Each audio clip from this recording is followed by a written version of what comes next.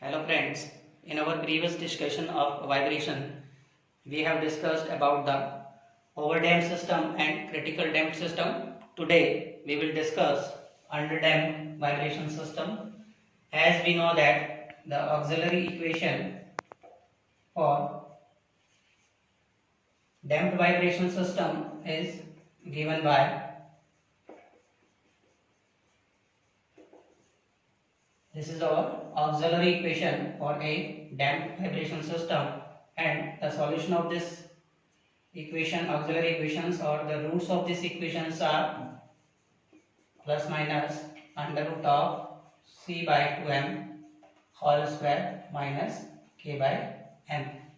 And we also know that the value of this c by 2m is given by omega n into zeta. By putting the value of this c by m, then our equation of roots becomes minus omega n zeta by putting the value plus minus under root of omega n zeta whole square by putting this value minus, and we also know that the root k by m is the natural frequency for a free damped vibration system or free undamped vibration system. By putting the value of this under root of k by m, then the value of this your omega n square, by taking omega n common, our equation becomes omega n under root of zeta square minus 1. This is our roots equation. Now, according to the value of this zeta, we can define the damped system. If the value of this zeta is greater than 1, then our system is the overdamped system. The value of this zeta is equals to 1, our system is critical system, and the value of this zeta is less than 1, then our system is the underdamped system. It means if the value of this zeta is less than 1, then our system is called underdamped system or underdamped vibration system.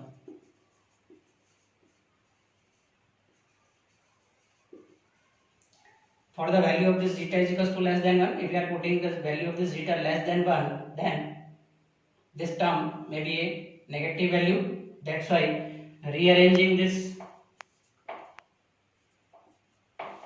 equation or the roots equation, this should be your iota omega n under root of 1 minus zeta square. If you are taking minus as a common, then the value is 1 minus zeta square, and this minus is converted into the iota because we know that the value of this iota is your root minus 1. Now this is the rearranged equation for our roots, and from this it is clear that the roots are imaginary roots. Then the solution of this equation, if we are taking that this term is as a and if this term is as b, then our equation is a plus iota b. Imaginary roots are there, then the solution of this solution b in terms of x is a function of t is equals to your e at a1 sin pt plus a2 cos bt. This a and b are the value of this a and b. If we are putting the value in this equation, then our equation of motion becomes minus omega n zeta t into a1 sin, this term is b, that's why we are taking this complete is b. Now here we can also consider this omega n under root of 1 minus zeta square, and another term is there, and this term is known as the omega d. If we are putting this is your omega d, omega n under root of 1 minus zeta square, it means omega n under root of 1 minus zeta square is termed as a another term which is known as the omega d, and this term is the frequency, or we can say natural damped frequency.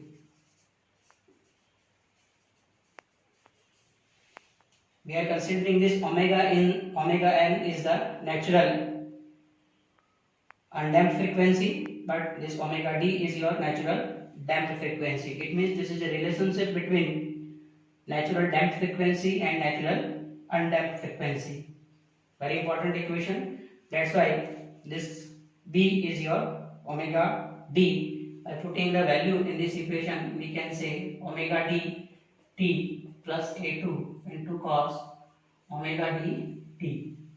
This is our equation of motion. If we want to find out the velocity variation, then differentiating it x dot t, which is the velocity, taking this is as a constant and differentiating it cos omega dt into omega d and minus a2 sin omega dt into omega d plus taking this as a constant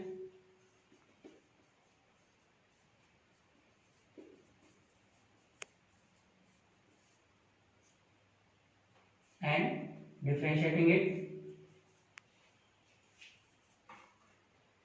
multiply by minus omega and zeta.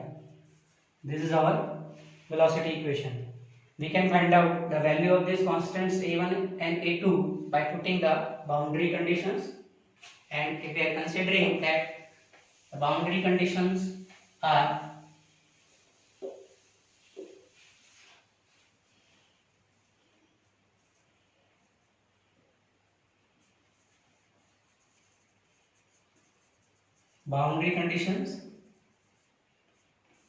first boundary condition is the value of this x is equals to your x naught at t is equals to 0, and the value of this x dot is equals to your p naught at t is equals to 0. By applying this first boundary condition in equation number first, we can calculate the value by putting this x naught, this value of this is equals to your 1, then the value of this is equals to sin 0 and cos 0. That's why this is equals to your cos 0 is equals to 1. That's why a2 is your x naught. This is equation number third. By putting the value of this boundary condition in this equation number second, then we can calculate this v naught. This value is equals to your 1. Then this value is 0. That's why cos 0 is equals to your 1. Even omega d, this value is equals to your 0. Then from this value is equals to your 0, this value is equals to your a2, this is 1, then multiply by this, then plus a2 minus omega and zeta. But we know that this a2 is equals to your x naught. That's why by putting the value of this a2 in this equation, a1 omega d plus x naught omega and zeta minus, or we can say a1 omega d minus x naught omega and zeta, or a1 is equals to your v naught plus x naught omega and zeta divided by omega t. This is the value of a1 and this is the value of a2. Now we have both the constants a1 and a2, and from this now we can calculate the equation of motion by putting the value of this a1 and a2 in this equation number first. Then our equation of motion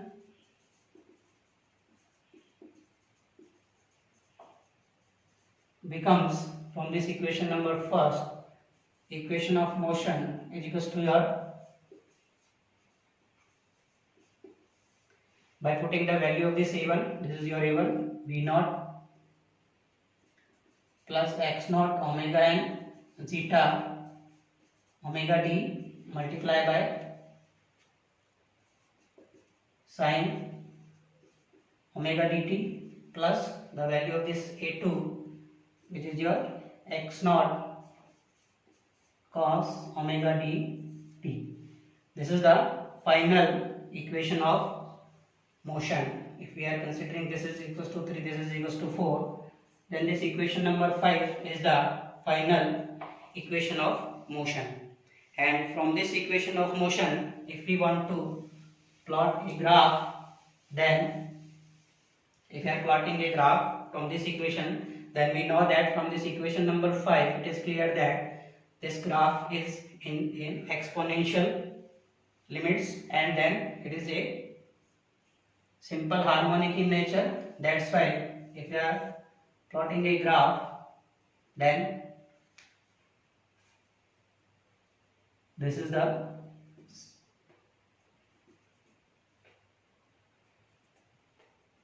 exponential terms, and if we are considering from any x naught is there, then initial state at t is equals to 0, the value is x naught is there, and this always represents a simple harmonic in nature.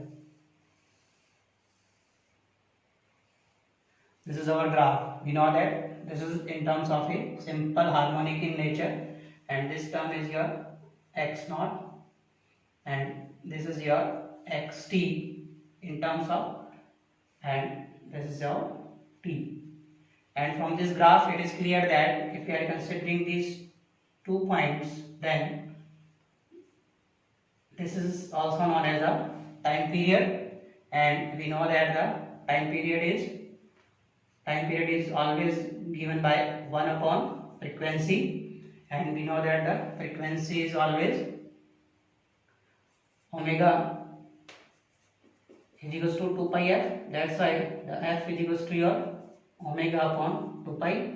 By putting the value in this, we can calculate the value of this always 2 pi upon omega. But we know that this complete system having a damped natural frequency, this is the frequency in terms of omega d. That's why all frequency is in terms of the omega d.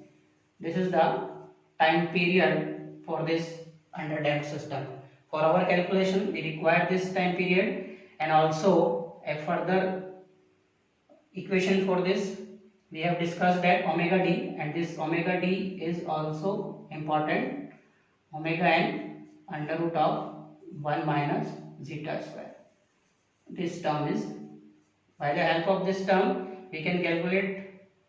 Then by putting this, we can calculate the time period, and this equation is the natural frequency of the undamped system, and this is the natural frequency of the damped system, and this is the relationship between natural frequency of damped system and natural frequency of the undamped system.